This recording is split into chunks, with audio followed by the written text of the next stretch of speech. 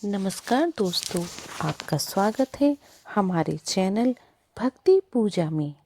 तो आज हम आपको बताने वाले हैं कि शिव शंकर भोलेनाथ को बेलपत्र इतने प्रिय क्यों हैं। तो चलिए वीडियो को शुरू करते हैं और अंत तक इसको जरूर देखना। पसंद आए तो लाइक करना। नारद जी ने एक बार भोलेनाथ की स्तुति कर पूछा, प्रभु आपको प्रसन्न करने के लिए सबसे उत्तम और सुलभ साधन क्या है। हे त्रिलोकीनाथ, आप तो निर्विकार और निष्काम हैं, आप सहज ही प्रसन्न हो जाते हैं। फिर भी मेरी जानने की इच्छा है कि आपको क्या प्रिय है। शिव जी बोले, नारद जी वैसे तो मुझे भक्त के भाव सबसे प्रिय हैं, फिर भी अगर आपने पूछा ही है तो मैं बताता हूँ। मुझे जल के साथ साथ बेलपत्र बहुत प्रिय हैं। जो अखंड बेलपत्र मुझे श्रद्धा से अर्पित करते हैं, मैं उन्हें अपने लोक में स्थान देता हूँ।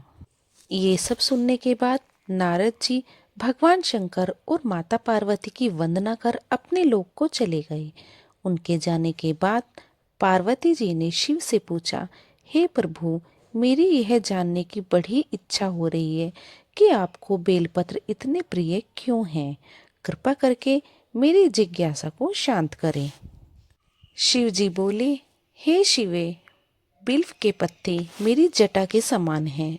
उसका तिपत्र यानी 3 पत्ते ऋग्वेद, यजुर्वेद और सामवेद हैं। शाखाएं समस्त शास्त्र का स्वरूप है। बेलपत्र को आप पृथ्वी का कल्प वृक्ष समझें, जो ब्रह्मा, विष्णु और शिव का स्वरूप है। स्वयं महालक्ष्मी ने शैल पर्वत पर बेलपत्र रूप में जन्म लिया था। यह सुनकर पार्वती जी सोच में पड़ गई। उन्होंने पूछा, देवी लक्ष्मी ने आखिर बेलपत्र का रूप क्यों लिया? आप यह कथा विस्तार से कहें। भोलेनाथ ने देवी पार्वती को कथा सुनानी शुरू की। हे देवी, सतयुग में ज्योति रूप में मेरे अंश का रामेश्वर लिंग था। ब्रह्मा आदि देवों ने उसका विधिवत पूजन अर्चन किया था। फलतः मेरे अनुग्रह से वाग देवी सबको प्रिय हो गई। वह भगवान विष्णु की प्रिय हो गई। मेरे प्रभाव से भगवान केशव के मन में वाग देवी के लिए जितनी प्रीति हुई, वह स्वयं लक्ष्मी को भी नहीं भाई। अतः लक्ष्मी देवी चिंतित और रुष्ट होकर परम उत्तम श्री शैल पर्वत पर चली गई। वहां उन्होंने मेरे लिंग विग्रह की उग्र तपस्या प्रारंभ कर दी।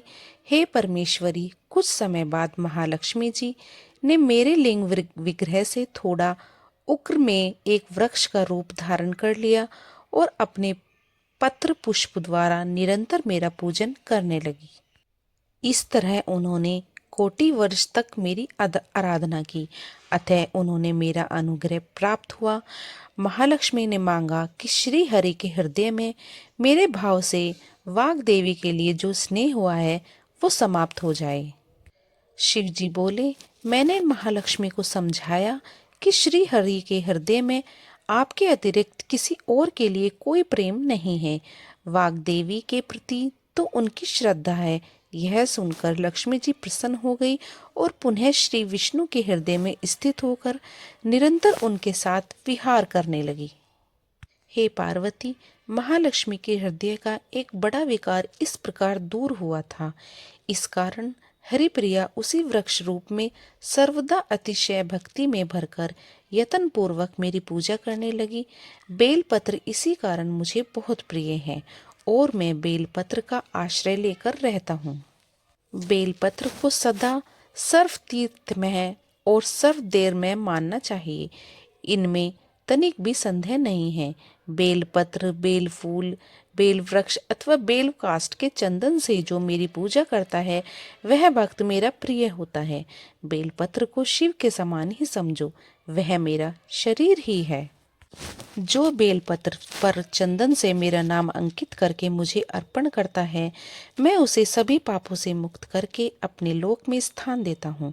उस व्यक्ति को स्वयं लक्ष्मी जी भी नमस्कार करती है।